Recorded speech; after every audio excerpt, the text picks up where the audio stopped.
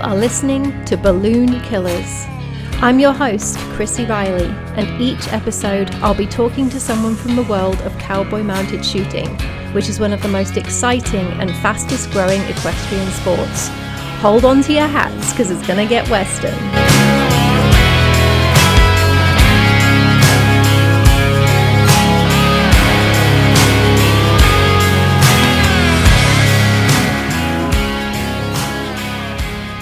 Hi there, shooters. How are you all doing?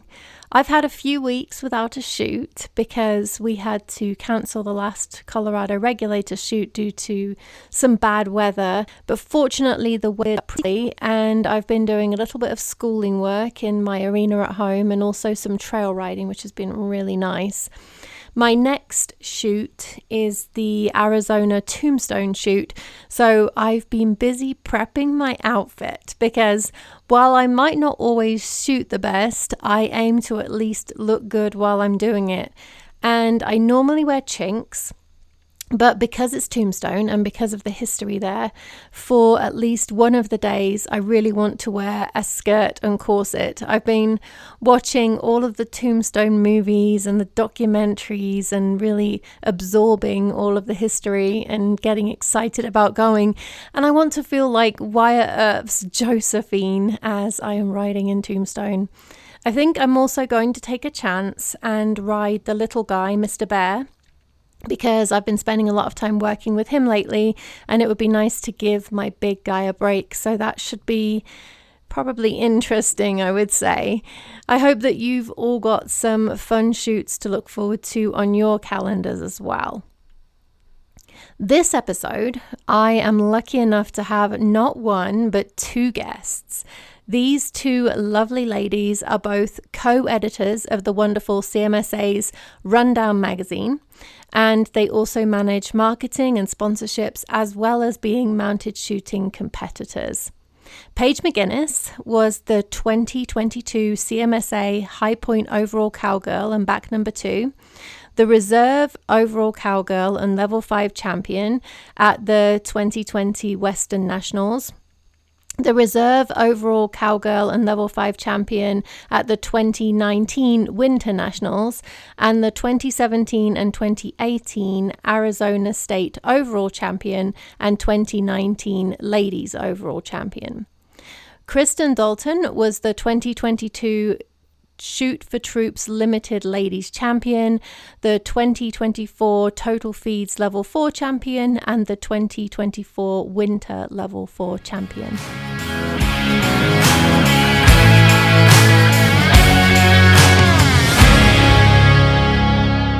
So Paige and Kristen, I'm just going to get right into the questions. We just started a new year. But how was the last shooting year for you? What were some of your successes and challenges? And I'm going to pass that to Paige first. Well, for me, I had a lot of new things come up.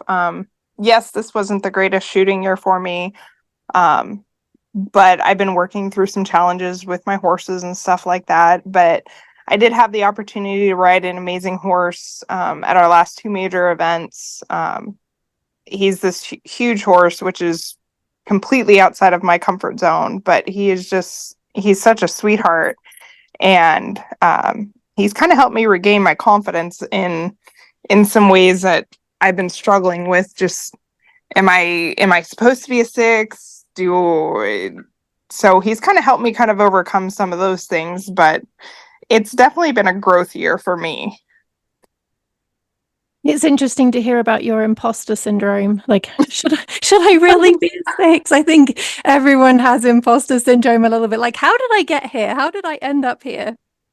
Yes, very much so. Very much so. And it's growing through that and just trying to refine my confidence in myself and my horses and the ability. And hey, I did earn this spot. I was supposed to be here. I did work my way up through it. So it's still, I think next year is going to be another growth year in some aspects, but I'm gaming for some more successes than growth. Yes, you most definitely did earn it. It takes such a lot to get to level 6. I know that from being stuck in level 1. I just cannot get out of level 1, and I've been here for a few years now. So Don't give up. I was a 1 for 5 years, dealing with just different changes in horses and moving and inconsistency in shooting. So I had a lot of things I worked on overcoming, but don't give up. thank you. Thank you so much. How about you, Kristen? The last year I did hit a couple of my goals thanks to Hirschberg Performance Horses. They gave me a really nice horse to ride. And we just really clicked, and she was a lot of fun. And I was able to win my first championship shoot on her.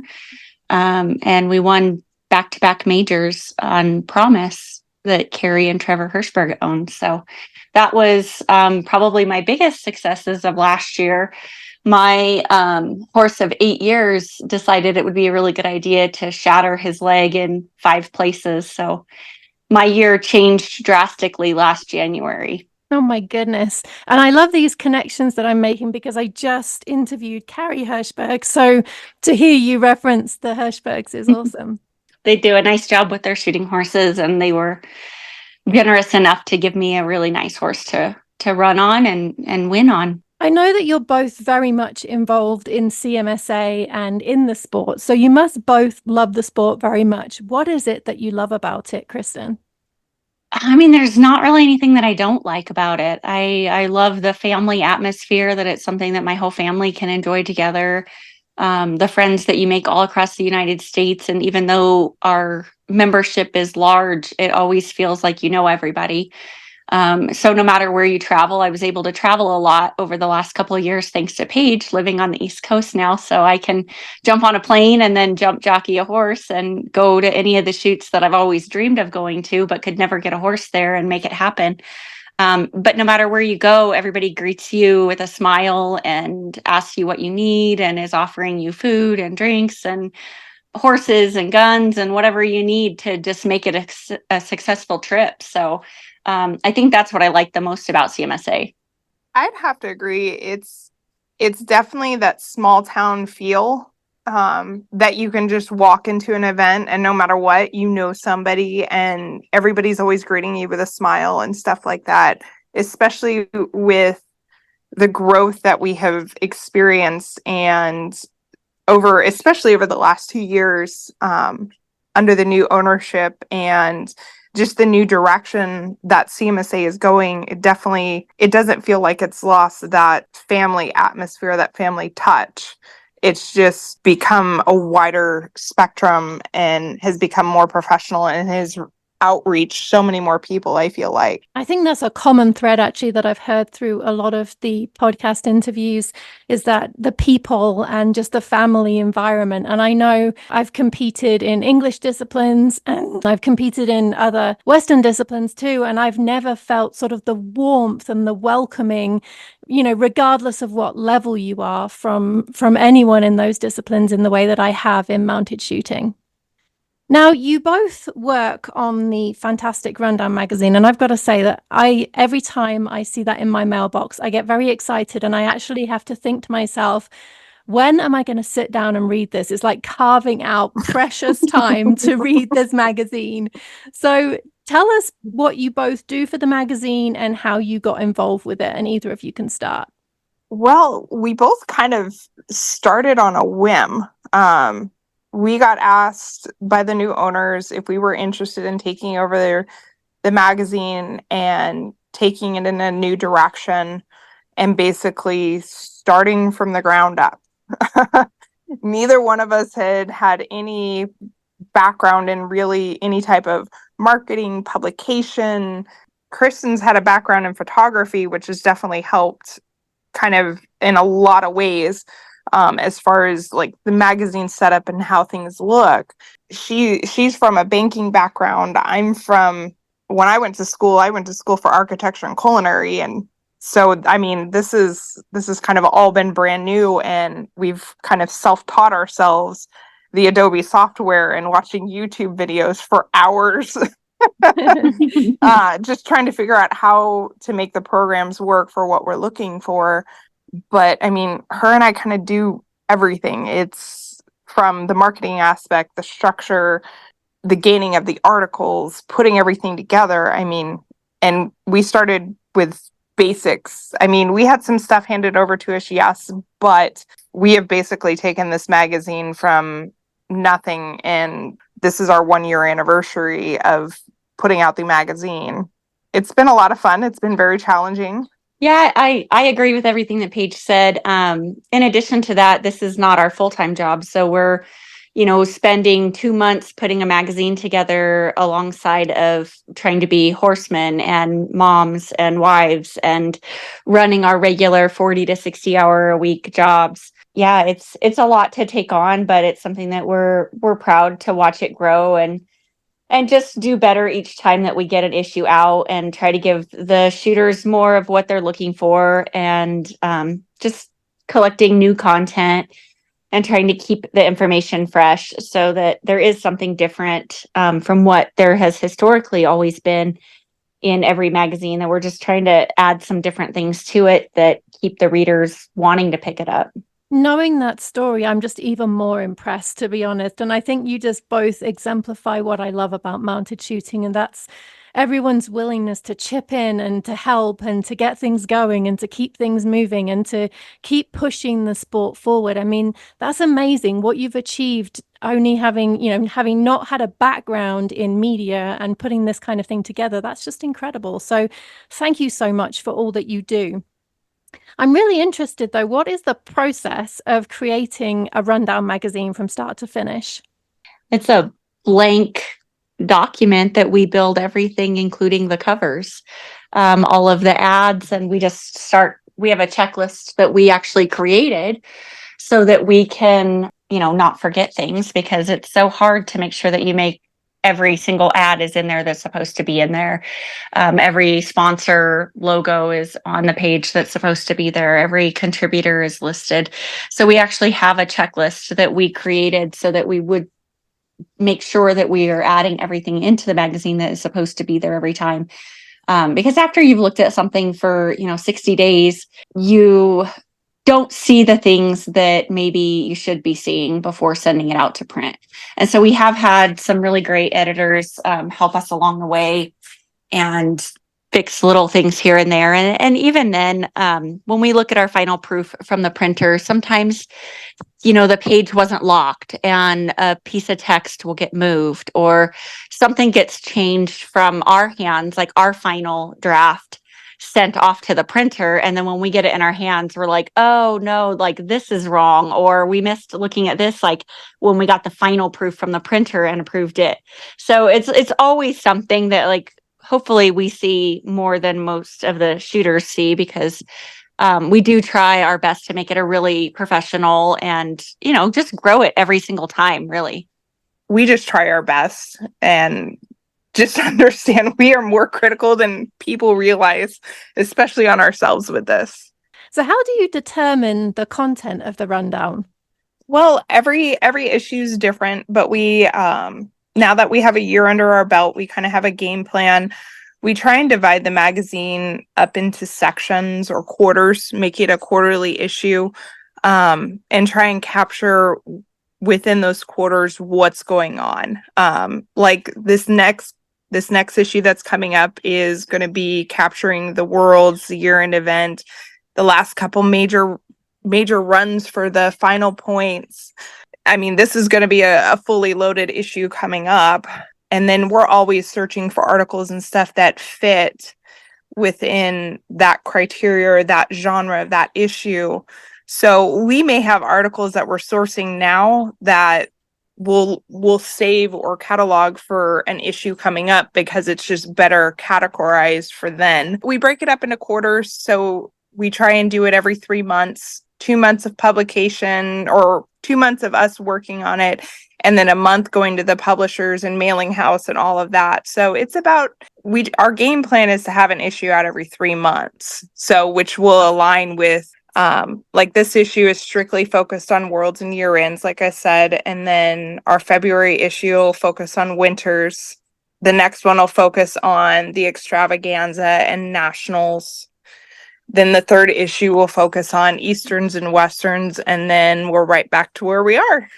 And if people want to help you with the rundown, what kind of support, if any, is helpful and who should they reach out to? Yeah, they could reach either one of us. We're both pretty active on the social media, Facebook or CMSA Paige at Gmail, CMSA Kristen at Gmail. Just shoot us a quick email. We're pretty responsive. And, if there's some articles or some suggestions or something, then absolutely reach out to us. We'd love to hear what you have to say. Sort of changing speeds a little bit, let's go back to your shooting. And what's the one shoot that you don't miss each year and why not? I would say Vegas and Worlds are always my two favorite events of the year. Vegas, the atmosphere is it's unlike anything else. I think I've competed at Vegas. I don't think I've missed an event in 12 years at least. And no matter what, you still walk into that arena getting ready to go into your first stage and my stomach's in my throat. Like, there's just something about competing at the South Point that I just love. And everything's right there. The arena that you're going to walk into every day. Nothing's going to change there as far as the weather, the atmosphere, just the hype. And then Worlds is such an action-packed week. And it's hard to even just limit it to a week because you have Vernon that lines right up with it, which is your last hoorah before the big event. So it's kind of like Vegas, Vernon, Worlds are the events that I try and hit every year. I couldn't tell you the last time I've actually missed one. They're just amazing events. How much is packed into them, the atmosphere. I mean, those last two events that we've gone through this year, we've had almost 350 to 400 competitors at those events with over 500 horses at each. They're so much fun. Well, that's a tally too on Vegas because Carrie also said that Vegas would be one of her favorite shoots. So now I'm feeling like a little bit of peer pressure that I actually need to try and make it to Vegas next year. How about you, Kristen? Yeah, I do really like Vegas. It is one of my favorite shoots to go to for the same reasons. There's just something for everybody. It's nice to be able to go cool off in the pool after you're done shooting for the day. And there's just, something for everybody there. My other favorite shoot, though, I think is the extravaganza. I just really like doing something completely different and flying into Nashville and then driving to Shelbyville to do the extravaganza. I just like everything about that shoot. So speaking of Worlds, because Paige, I know you mentioned that Worlds is one of your favorites. Paige, I've heard that you were instrumental in some of the new events at Worlds this year. Can you tell us a little bit about that and what inspired you? Well, I'm going to have to relinquish that one to Kristen because it was kind of a tag team on that part between the two of us, because she made a mention last year. It was our 30-year anniversary this year. And she's like, let's do something just completely out of the norm and let's do a formal event. And from there, her and I just kind of ran with it. We spent a year planning our cowboy prom, and we just kind of did and asked for forgiveness later. We made a surprise publication in the issue announcing the cowboy prom, and we made the big three, which are the owners, just kind of let us run with it. And at first they were kind of hesitant about if the event was going to be a success or not. And Kristen and I were on pins and needles going, oh my God, is this going to be good? Is it going to be good? We hope everybody participates. And we were literally walking over from our trailers in formal gowns at the night of the event going, what if we're the only ones who dress up? And when we started seeing people walk in, and I don't think there was anybody that didn't participate. In all honesty, everybody was dressed to the nine. I mean, people that you don't normally see in dresses or in Western suits, everybody was dressed up and participated. And we both got compliments all week on it being a success. And trust me, we were panicking. Like she said, we were panicking up until people started walking in. And where did you get the inspiration for that idea? We had I run the Flagstaff Pro Rodeo here in Flagstaff, Arizona, and we had our 10-year anniversary the year before, and we did something similar on a much smaller scale, and it was a big hit. Like, everybody loved it, and everybody was like, this is so much fun to dress up and have like a nice dinner to go to. And so I threw the idea at Paige after hosting that event the prior year. And she was like, yeah, that sounds like fun. And I'm like, well, it was really fun. It's not something that you do every day. It gives people a reason to dress up in, something different than what they would normally dress up in for the week. They're there all week. So it gives them like a formal event to attend, something fun for us to do. And so we threw it out there, and luckily for us, it stuck. Yeah, I mean, I loved seeing the pictures of everyone dressed up, and it made me very envious that I wasn't there. And I only heard amazing things about it from my friends who attended. So I'm glad that you also received that feedback, because it seems like it went over really well. So I'm going to change direction again and going back to your shooting. What's your favorite pattern and why? And I'm going to throw that over to Kristen. I like really fast patterns. I love the, 10, 11-second patterns, and just to watch the clock drop with the upper levels and how they can cut off, another half a second when you feel like you're already maxed out on the time.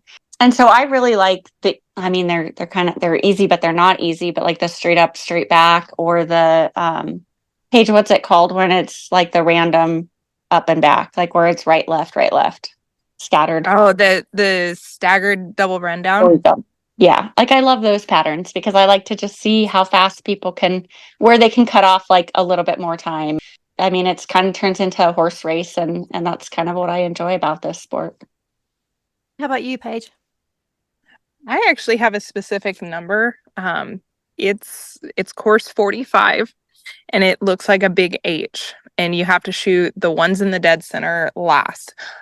I know people can't stand that pattern, and it seems like it's a mess, but there's just something about running that pattern that I have always loved.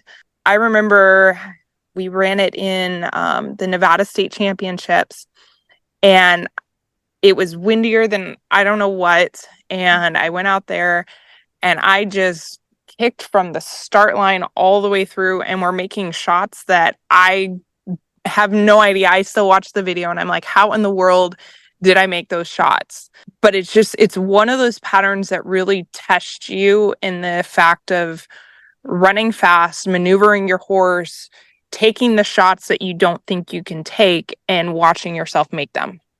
I don't think I've done that one yet, so I'm going to look forward to doing that one. I'm going to take a look at that one. I've been doing visualization exercises where I look at different patterns that I haven't worked on before, and I visualize what it would be like to shoot them. So that's going to be my pattern for tonight. So thank you for that, Paige. What's the win that you're most proud of, and why? I'm sure that you've both had many wins, but what's the win that you're most proud of and why? And I'm going to pass that to Paige first.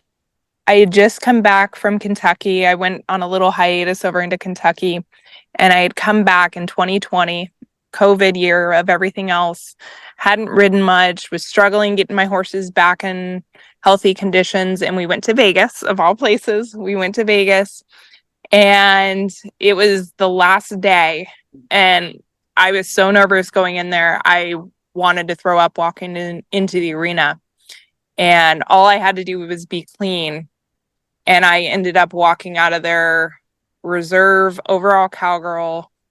I think I was 4th overall that year. And just with everything, driving across the country and recovering and doing all that one, that's just always been the one where I know there wasn't a ton of competitors there. Like I said, it was COVID year, so there was like 180 people there. But just overcoming what I had done in that year just always stands out to me. How about you, Kristen? I think one of my favorites was the Shoot for the Troops in 2022, I think it was. I trained my own mounted shooting horse off the track, and so that was not something that I would recommend to anybody. That was not the breed of horse to bring into this sport, but I picked my horse up 5 days after his last race on the track. So he was just like this little cracked out crazy horse that wanted to like jump over the panels on the round pen. And I finally got him shooting really well to where I won the limited champion at the Shoot for the Troops. And I was trying so hard to make the top 10 because the top 10 got to go run at Parada del Sol Rodeo that night in Scottsdale at Westworld. And I came in number 11 behind like all the trainers and all the high end people that I looked up to and that I just thought were so amazing. And I was like, you know what? I'll take number 11. That's okay. Like I got to go sit and watch them and cheer them on at the rodeo that night instead. But I was just so proud that I had finally made it with my horse and that we had finally been able to hold it together and win a shoot. And it wasn't gender split or anything else. So it was just running against all the boys and all of us together. And it was just one of the most fun and probably biggest wins that I think I've had in mounted shooting. I love that. Well, most people who are listening to this probably know you as CMSA Paige and CMSA Kristen, or, know you as mounted shooters. So what's a little known fact about you that the mounted shooting community might not know? And I'm going to pass that over to Kristen first. I sell real estate and I'm really passionate about selling horse property. I've had a lot of mentors and stuff tell me I need to pick a neighborhood. I need to pick a little subdivision and just get to know all the ins and outs of it to be really successful. But I feel like I'm most successful when I'm out walking rural properties with wells and solar panels and things that nobody else wants to deal with. Straw bale houses. That was one of my recent sales that everybody was like, you're crazy for wanting to do that. And I just love it. Like I'm just super passionate about helping find the right house for people to call home and to watch them build their dreams. And it just so happens that I really am passionate about selling horse property because it's something I know about. And when you love what you do, it certainly makes it not feel like work, right? Exactly. Yeah. Because there's a lot of late nights, early mornings, weekend calls in real estate. And I like to do what I'm passionate about so that I don't feel like I'm working. How about you, Paige? I would say, and we were talking about this yesterday when we were reading through the questions, I would say I try and find a way to do anything. I have picked up so many random things because of that. At one point, I braided halters, all the mule tape halters. I was watching something on YouTube and I'm like, oh, well, let's pick that up. Let's try that. Oh, let's draw.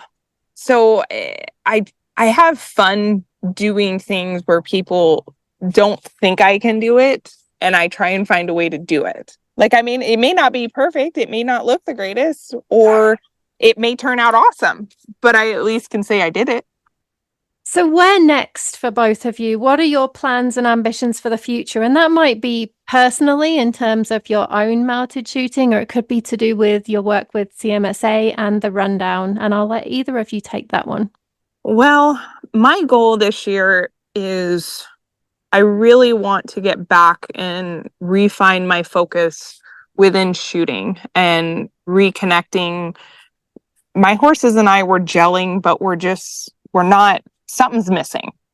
And the only way to go out there and do that is to go out and shoot and compete and do it and fail over and over and over again until you get it right. I just had my daughter 2 years ago, and so I've really been focused on her the last couple years and just trying to learn how to balance life and being a mom and working and competing and doing everything that we're doing.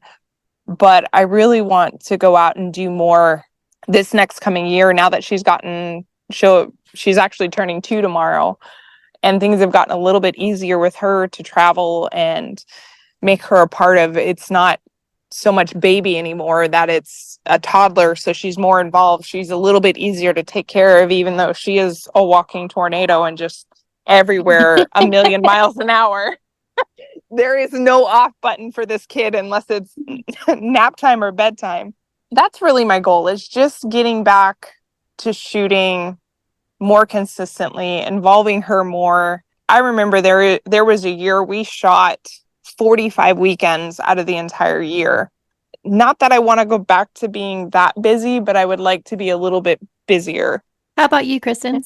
I also have a very feral child, so I understand where Paige is at. Our daughters get along very well. She's a limited wrangler, and so just being able to travel more. I want to go to some shoots that I haven't been to. We are so blessed to be in Arizona where there's literally a shoot every weekend if you want to. But I like to just go different places just for the scenery. Like I would love to go to Utah or Colorado or New Mexico and just check out some different venues and just, go shoot somewhere else. And my personal goals are, I would really like to be in the top 100 this year. I did get a new horse in April and we're just starting to figure each other out. I think we've had 4 shoots together.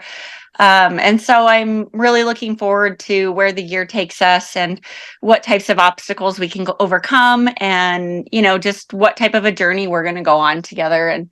And when we load up, we take, all the horses, the dogs, all the people. And so we have a full rig and it's just kind of fun to see what kind of memories you can make.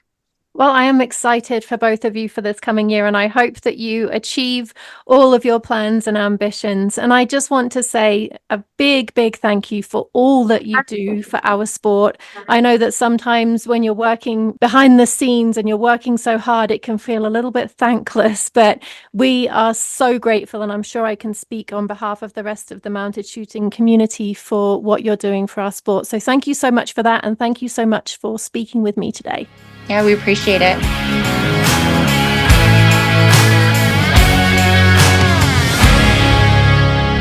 Thank you so much to Paige and Kristen for chatting with me. It was so interesting to get a glimpse under the hood of what it takes to make the Rundown magazine, and thank you for all that you do for us.